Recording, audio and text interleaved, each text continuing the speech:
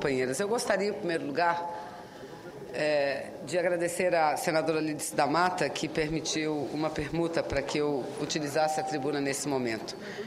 E venho a essa tribuna, senhor presidente, senhoras senadoras, para, mais uma vez, falar sobre a Zona Franca de Manaus e defender este modelo tão importante de desenvolvimento para a minha região, para o meu estado e também para o meu Brasil. E eu digo novamente, senhor presidente, porque tenho feito isso por repetidas vezes. Tenho ocupado a tribuna deste plenário inúmeras vezes exatamente para falar desse assunto que é tão importante, que é tão caro, principalmente para o povo do meu estado. E farei isso, senhor presidente, senhores senadores, quantas vezes forem necessárias. Este modelo Zona Franca de Manaus, senhor presidente, contribui consideravelmente para o sustento econômico do meu estado, do estado que eu aqui, com muito orgulho, represento. E mais do que isso, nós podemos dizer que em torno de 98% da cobertura florestal do meu estado preservada é fruto deste modelo que tira a pressão da floresta e permite a geração de emprego, a geração de renda a partir de um segmento, de uma indústria que contribui muito com o nosso meio ambiente. E este modelo, senhor presidente, que é tão importante para nós do Amazonas, para as manauaras, para a região amazônica, para o Brasil como um todo, infelizmente, sofreu um ataque muito pesado, muito duro nessa última semana. E, infelizmente, as ameaças constantes contra a Zona Franca de Manaus têm feito parte da nossa própria história. E todos esses ataques, todas essas ameaças têm o seu lado positivo. Primeiro, porque mostra que o modelo deu certo, que o modelo dá certo. Se não fosse um modelo vitorioso, não sofreria tantos ataques assim como vem sofrendo nos últimos anos. Mas, por outro lado, senador Paim, mostra o seu lado nefasto, o seu lado cruel, porque trazem instabilidade para as empresas que lá estão instaladas. E são hoje mais de 600 empresas instaladas no polo industrial de Manaus, que gera em torno de 117 mil empregos diretos e 500 mil empregos indiretos. E um faturamento que já ultrapassou a casa dos 40 bilhões de dólares.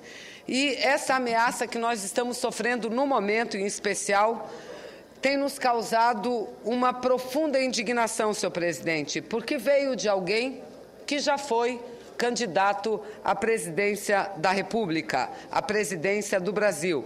Veio de alguém que poderia esperar, de quem nós poderíamos esperar, um entendimento e um compromisso maior com o nosso país, mas que, infelizmente, mostrou que isso não existe da parte dele.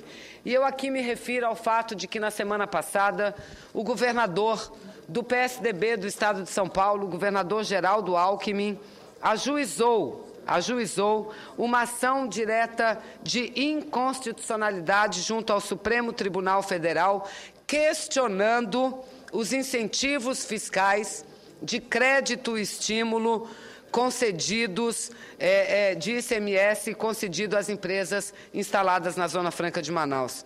Com essa atitude, senhor presidente, que nós consideramos para lá de equivocada, o governador tucano coloca em risco não só esses empregos que eu aqui citei, mais de 117 mil empregos diretos e 500 mil indiretos, mas coloca em risco a própria existência da Universidade do Estado do Amazonas, que é uma universidade estadual que hoje tem a maior capilaridade no interior, está presente em todos os 61 municípios do interior do Estado do Amazonas e que sobrevive com recursos, com parte desses recursos incentivos do governo do Estado relacionado à Zona Franca de Manaus. Então, essa ação ajuizada questiona a Zona Franca como um todo e coloca em risco, repito, os empregos lá gerados e coloca em risco a existência da própria Universidade do Estado do Amazonas, senhor presidente, o que é extremamente grave.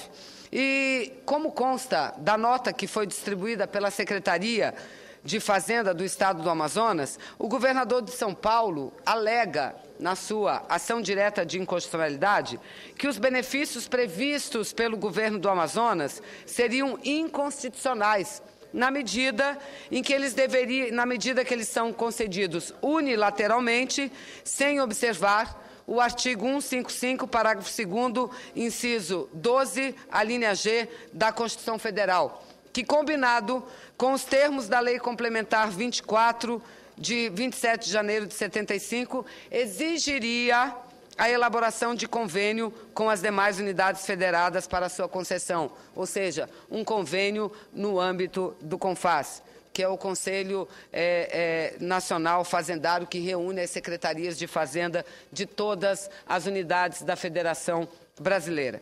No entanto, senhor presidente, eu quero aqui, mais uma vez, falar o que o governador tucano do Estado de São Paulo sabe. Senadora Vanessa, permita só que já que eles estão se retirando, estão aqui nos visitando os alunos e alunas do Colégio Militar de Brasília. Sejam bem-vindos com as devidas instrutoras. Cumprimento a todos os alunos que aqui visitam o Senado. Um grande abraço a todos e a todas. Mas, senhor presidente, eu aqui dizia que faço questão de registrar aquilo que é do conhecimento do governador do Estado de São Paulo. É do conhecimento do secretário de Fazenda do Estado de São Paulo. É que o fato de que a Lei Complementar número 24 de 1975, que regulamenta o artigo da Constituição Federal e dispõe, portanto, sobre os convênios para a concessão de isenções de impostos relativo a imposto sobre circulação de mercadorias, dispensa a obrigatoriedade da celebração de convênio pelo Estado do Amazonas para fins de concessão de benefícios fiscais. Portanto, é fundamental registrar que o Amazonas não pratica nenhuma guerra fiscal.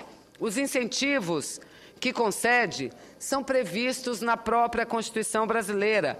Apenas o Estado do Amazonas, pelas condições especiais que possui, tem a possibilidade de conceder incentivos previstos constitucionalmente. E eu aqui repito, o Amazonas é o único estado que tem bases legais para conceder incentivos fiscais. Aliás, este é o próprio fundamento de sustentação da Zona Franca de Manaus. O que é uma Zona Franca, se não um regime de exceção? Nós, sim, é que sofremos muito com a guerra fiscal estabelecida no Brasil afora, principalmente pelo Estado de São Paulo.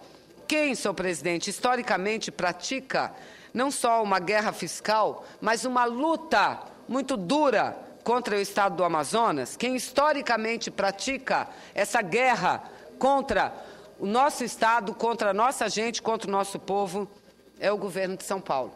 E não apenas agora com Geraldo Alckmin no poder. Antes, com o ex-governador Serra, era a mesma coisa, É comum o Estado de São Paulo sobretaxar produtos oriundos da Zona Franca de Manaus. O que significa sobretaxar? Cobrar um ICMS maior do que aqueles mesmos produtos fabricados lá no território paulista pagam. Então, eles sobretaxam ilegalmente os produtos da Zona Franca de Manaus. Mas não fazem só isso, não. Concedem benefícios fiscais de ICMS também de forma inconstitucional. É o caso, por exemplo, dos tablets, senhor presidente. Os tablets, ou seja, percebendo o governo de São Paulo que a medida provisória 534 de 2011, que nós aprovamos aqui nessa casa, que a Câmara aprovou, que o Senado aprovou, incluía benefícios e garantia vantagens superiores, senador Inácio Arruda, à Zona Franca de Manaus, mantendo, portanto, a nossa competitividade no processo produtivo, imediatamente o governador Alckmin editou um decreto baseado na legislação de São Paulo, concedendo incentivo fiscal de ICMS para a produção paulista de tablets. 0 de ICMS. Isso sim foi uma ação ilegal e não apenas contra o meu querido Estado do Amazonas, que precisa sim de um incentivo a mais para poder manter-se competitivo no mercado nacional. mas ele fez isso, concedeu isenção, cobrando 0 de ICMS para a produção paulista de tablets, o que fez com que o governador do meu estado, governador Omar Aziz, ajuizasse uma ação direta de inconstitucionalidade contra esses benefícios fiscais. E essa ação recebeu um parecer favorável da Procuradoria-Geral da República em fevereiro desse ano de 2012.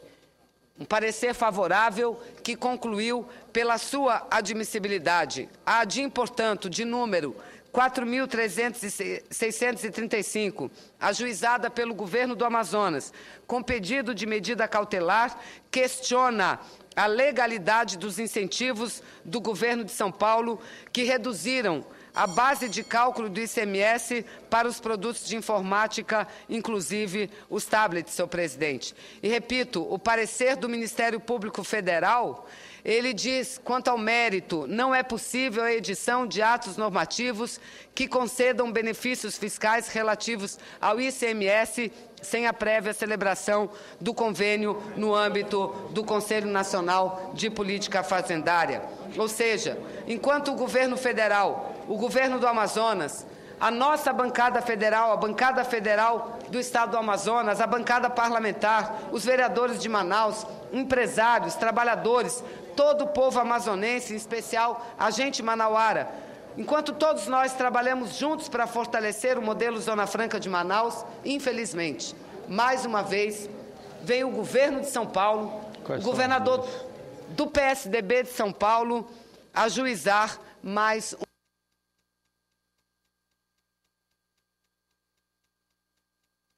Muito obrigada, senhor presidente. Dessa vez, a pior de todas, porque questiona presidente Sarney, porque questiona todo o modelo Zona Franca de Manaus. Todo o modelo Zona Franca de Manaus. Então, nós não podemos assistir a isso calado.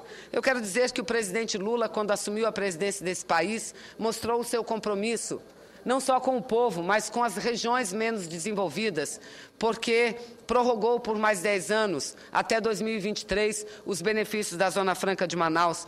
Da mesma forma, fez a presidenta Dilma, que já encaminhou a sua mensagem para prorrogar por mais 50 anos o modelo. Mas não basta prorrogar, se a gente vive nessa guerra que gera instabilidade, que gera incerteza. Então, quero dizer que, como senadora, continuaremos unindo as nossas bancadas, mas pedindo o apoio de todas as senhoras e de todos os senhores para que não continue essa guerra.